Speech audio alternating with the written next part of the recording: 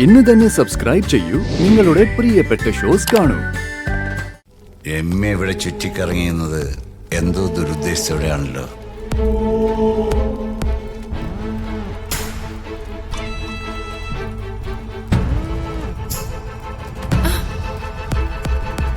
അധികം എടുത്തേ മോളെ.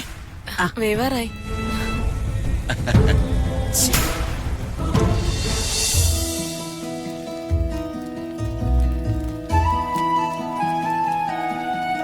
മോളെ ദേ ഇത് മൺകലത്തിലേക്ക് ഇട്ടേ.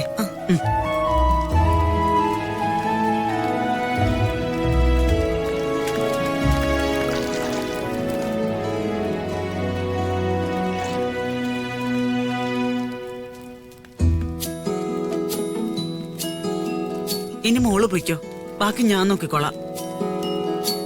മോള് വെറുതെ അടുപ്പിനടുത്ത് നിന്ന് ചൂട് കൊള്ളണ്ട. ഇതാ മീരാൻഡി രാധമ്മയുടെ കുഴപ്പം.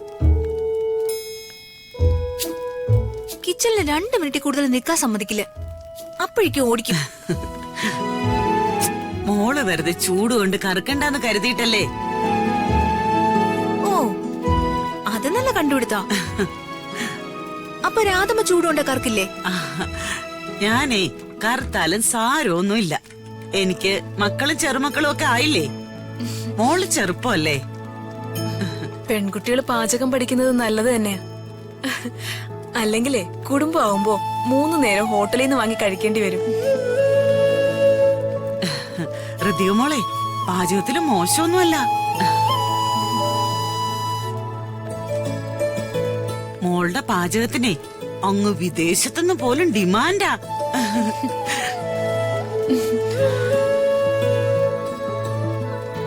ആ, ഞാനും ചെറുപ്പം മുതലേ അടുക്കള കിടന്ന് വേവിക്കുക.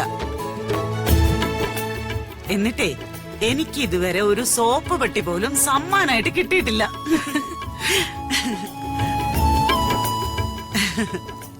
രാധമ്മയ്ക്ക് അസൂയ. പിന്നെ നാളെ കുക്കിംഗ് മത്സരത്തില് ഋതിക മാഡത്തിന് 15 ലക്ഷം രൂപ കിട്ടിയില്ലേ? സാരമില്ലടി, നിനക്ക് ഞാന് ഒരു 15 സോപ്പ് പെട്ടി മേടിച്ചു തരാം. വേണുവേട്ടനെ ഇപ്പൊ ആരാ ഇങ്ങോട്ട് വിളിച്ചത്? കേട്ടോ മീരാൻഡി, രാധമ്മയ്ക്ക് ഇതുവരെ സമ്മാനങ്ങളൊന്നും കിട്ടിയിട്ടില്ലെങ്കിലും രാധമ്മ കാരണ എനിക്ക് നല്ല പാചകക്കാരി എന്നുള്ള പേര് കിട്ടിയത്. അതിന്റെ ക്രെഡിറ്റ് മുഴുവൻ രാധമ്മയ്ക്ക്. ആ, അത് നേരെ. ഒരു ചായ പോലും നേരെ ഇടാൻ അറിയാത്ത ഋതികയെ രാധമ്മ വലിയൊരാളാക്കിയല്ലേ.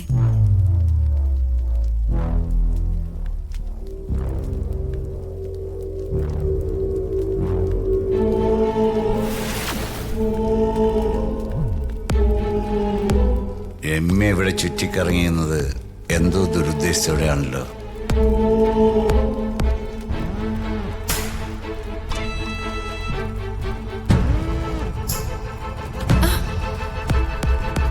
അധികം എടുത്തേ മോളെ. വേവാറായി.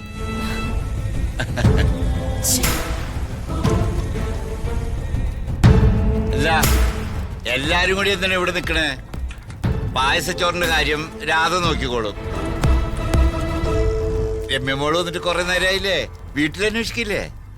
ഇല്ല, ഞാൻ അമ്മയോട് പറഞ്ഞിട്ടാ വന്നത്. ആ, മീരമാടം വന്നേ, നമുക്ക് മുൻവശത്ത് സെറ്റിൽ പോയിരിക്കാം. ചെല്ലേ.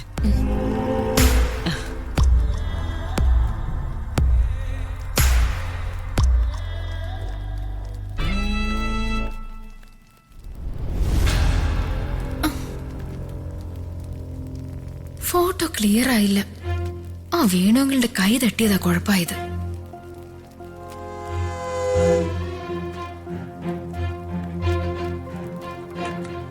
തേങ്ങ എടുക്ക.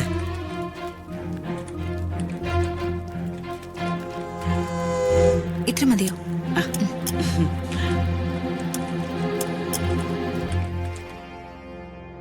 ഒരുക്കങ്ങളൊക്കെ ഏകദേശം ആയല്ലോ. ആ,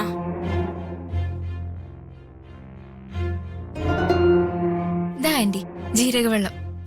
thank you Ramya. No mention.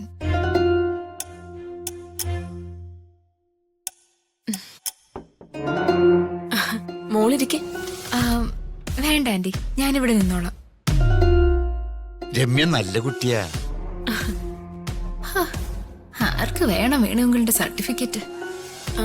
രമ്യയുടെ പഠിത്തമൊക്കെ കഴിഞ്ഞോ? അപ്പൊ ഇനി വിവാഹം കഴിക്കാലോ. ആന്റി, പക്ഷേ എന്റെ മനസ്സിന് ഇഷ്ടപ്പെട്ട ആള് എന്നെ അവോയ്ഡ് ചെയ്ത് നടക്കുകയല്ലേ. അതാ വിവാഹം നടക്കാത്തത്. എങ്കിലത് പോട്ടെന്ന് വെക്കുമോളെ. നാട്ടിൽ എത്രയോ നല്ല ചെറുപ്പക്കാരുണ്ട്. അങ്ങനെ ഈ രമ്യ പിന്മാറില്ല മാഡം. എനിക്കും ചെറിയ വാശിയൊക്കെ ഉണ്ട്. രമ്യമോട് വാശിക്കാരിയാ. ആന്റി, നമ്മൾ പരിചയപ്പെട്ട സ്ഥിതിക്ക് നമുക്കൊരു സെൽഫി എടുത്താലോ? വേണ്ട വേണ്ട. മീര മാഡം നമ്മുടെ ഗസ്റ്റാണ്. സെൽഫി ഒന്നും എടുക്കുന്നതും എല്ലാവർക്കും ഇഷ്ടപ്പെടണമെന്നില്ല. അതല്ല, മീര മാഡം ആരാണെന്ന രമ്യമോള് വിചാരിച്ചിരിക്കണേ? അവരെ അടുത്തിരിക്കുന്ന പോലും ശരിയല്ല. ഓ, ഞാൻ സെൽഫി എടുക്കുന്നില്ല. വേണുങ്ങളുടെ സമാധാനമായല്ലോ. പാവം, രമ്യക്ക് വിഷമമായെന്ന് തോന്നുന്നു. അത് സാരമില്ല. രമ്യക്ക് ഇത്തിരി അനുസരണം കുറവാ. മുതിർന്ന കുട്ടിയല്ലേ, അതിന്റെയൊക്കെ ഒരു പക്വത കാണിക്കണ്ടേ? സെൽഫി എടുക്കാൻ നോക്കിയതേ അത് അത്ര നല്ല ഉദ്ദേശത്തോടു കൂടിയല്ല. ഞാൻ കുറച്ചു നേരമായിട്ട് ശ്രദ്ധിക്കുക.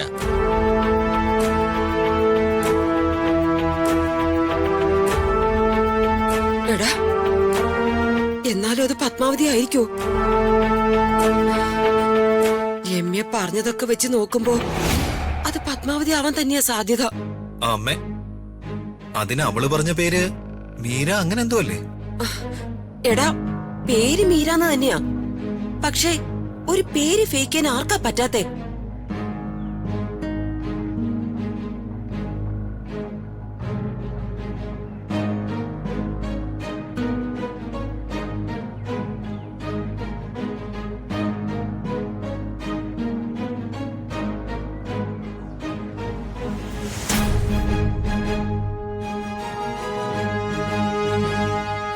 അമ്മ ഇങ്ങനെ ടെൻഷൻ അടിക്കില്ല അമ്മേ. ദേ, രമ്യ വിളിക്കുന്നു. അമ്മ വേഗം ഫോൺ എടുക്ക. ഹലോ. ആ മാഡം, ഞാനേ ആ സ്ത്രീയുടെ ഫോട്ടോ അയച്ചിട്ടുണ്ട്. മാഡം നോക്കിക്കേ. ആ,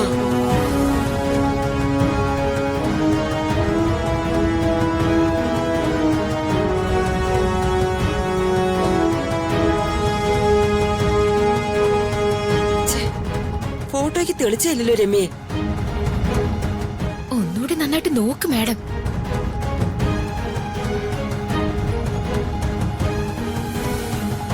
എടാ ദീപകെ, നിനക്ക് ഈ ഫോട്ടോ നേരെ കാണാൻ പറ്റുന്നുണ്ടോ? ഇത് ബ്ലറാണല്ലോ അമ്മേ. കഷ്ടായല്ലോ.